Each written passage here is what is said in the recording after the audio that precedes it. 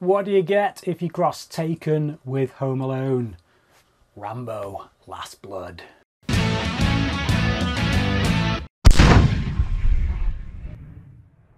Hello there, welcome to Bryan Lomax Movie Talk and my review of indeed Rambo 5 or Rambo Last Blood. He's come a long way since we last saw him in Rambo. The titles of these films, seriously. So yes, the fourth film. He went off home somewhere to live on a ranch, and now we see that he's made a bit of a family. He's kind of got a housekeeper, and her granddaughter is almost like a daughter to him. And yeah, she goes off to look for her real dad, only to find out he's an absolute scumbag, and she gets caught up with some Mexican cartels. And Rambo has to go in and pull her out, bring her back. And yes, that's the story. Does he succeed? Doesn't he? I don't know what's going to happen. I don't know. I just know that a lot of people are probably going to die because, hey, it's Rambo. So yeah, that's it. That's, as I say, Taken meets Home Alone.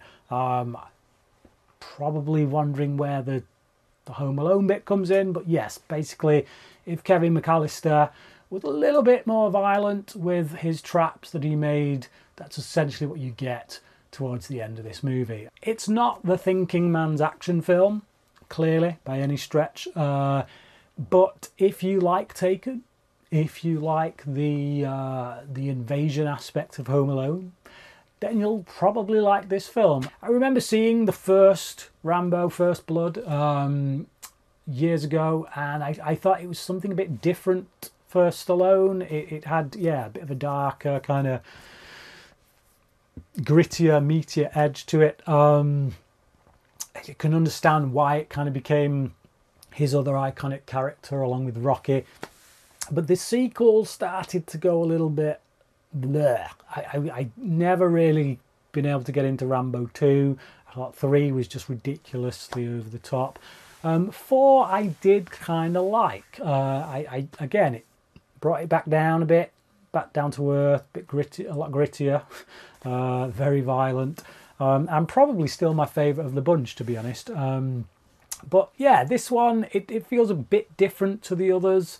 With all the others, we've kind of been set in like a war kind of situation or wooded areas or whatever. This, yeah, being on a ranch in America is very different, and obviously going to Mexico and yeah, seeing that kind of area again, it has a very different feel, very different flavour for a Rambo movie, but it still feels like a lot of other generic action films. Again, Taken, films like that Luc Besson school of action film, which I'm not adverse to. I do like, you know, I quite happily stick Taken on any time of the day. But yeah, again, I think this will only appeal greatly to fans of the franchise, fans of this character. If Rambo isn't a character that particularly grabs you,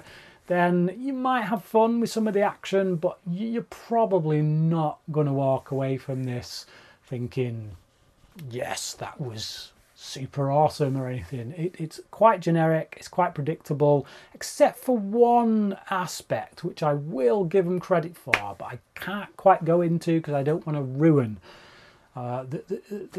Basically they had the balls to do something, to go somewhere that I didn't think they would go, but it kind of, yeah, it becomes the driving force of our main character halfway through the film. And yeah, it's so I didn't think they'd go there. They did, so props to them for that. But everything else is, yeah, like I say, it's predictable, it's generic, but it's handled pretty well by the director. Stallone gives a pretty decent performance as Rambo, and it's enjoyable to watch, which, quite frankly, for this kind of film is about as much as you could hope for. Yvette Monreal is quite good as well as Gabrielle. She puts in a decent performance. She's the one who's really... She has some harder moments, I think, to deal with. Her character goes through quite a bit. And yeah, one particular scene when she catches up with her dad, her real dad, is, yeah, from her perspective, is quite a hard thing to deal with. And I think from a performance standpoint, she does a pretty good job with it. Paz Vega is also in this film. She's quite unrecognisable. I didn't recognise her at first anyway. I didn't realise it was her. She's in one of my favourite films, Spanglish. But yeah, she's a good actress, but I feel like here she's kind of sidelined once she gives Rambo the aid that he needs. Whereas I feel like, yeah, I feel like they could have gone a different route with this film, where, you know, when we get the Home Alone stuff towards the end, I feel like certain characters could have been there with Rambo and had more of a family dynamic, kept that family dynamic, but they don't. So as a result, Paz Vega's character Carmen, she yeah, once she helps Rambo a couple of times, that's it. She's sidelined. She's no longer needed, so they get rid of her. I don't mean get rid of her, like, but I just, yeah. Once a character serves a purpose, they don't really do anything else with her, which is a bit disappointing because I like Paz Vega, and I thought her character in this was, yeah, a suitable match for Rambo in many ways because of their shared experience. You get a very unnecessary voiceover as well on the end of the film. So like the final scene, I think would have been much better if we'd have just played it out. You know, everything you see, keep it. Just let it play out as we see it. But we get this voiceover as well, and it's like, really?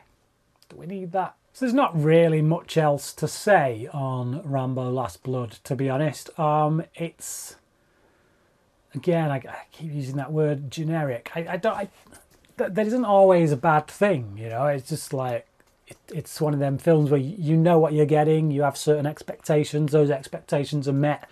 Great, fun Friday night film. It's a bit like Angel Has Fallen, that kind of film where, you know, as long as when I go in I get this, this and this, I'm happy. I wanted to see Rambo getting into some pretty dire situations and then pretty much using violence, extreme violence, as a means to get out of those situations or make, yeah, penance for those situations. But I got that. That's fine. It's what I wanted. I got it. Tick that box. It was fun. Next, please. But I'm not going to be putting this in my top 10 of the year or anything, you know. So it was fun. If you like Rambo as a character, I recommend it. If none of the Rambo films prior to this have done anything for you, then yeah, waste of time for you, really. I wouldn't bother going and seeing it. But for me, it was solid fun, solid action. I give it a 3 out of 5. But what about you? Have you seen Rambo Last Blood? If so, what did you think about it? Comment below, let me know your thoughts on the film. Tell me where you would rank this amongst the others. Thanks for watching this video, and until next time, crack in.